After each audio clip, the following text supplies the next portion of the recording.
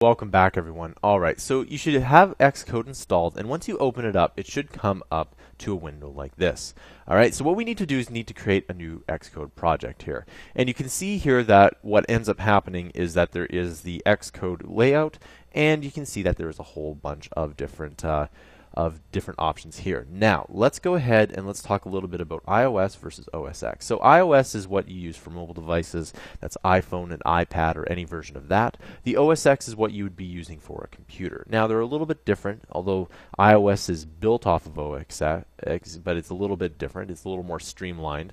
Because remember, when the iPhone came out, it wasn't as powerful as a computer, so you had to have a streamlined version.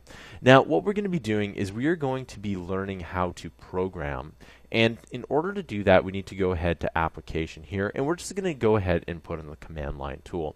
Now, this is the easiest way to learn how to program because this is the most stripped down version of Objective-C. When you go ahead and let's say make a Cocoa application, or if I just hop back into this iOS application, there is a little bit more framework and it could get a little bit convoluted. So again, I do want to show you the basics of coding, okay?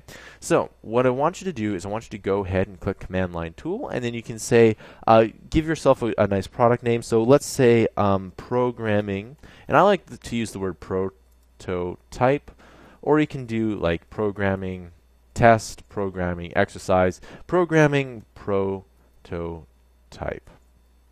Just like that. You can say the name here, and don't worry about any of this, and then don't worry about any of this either. Just go ahead and push next, and then you're going to go ahead and create that.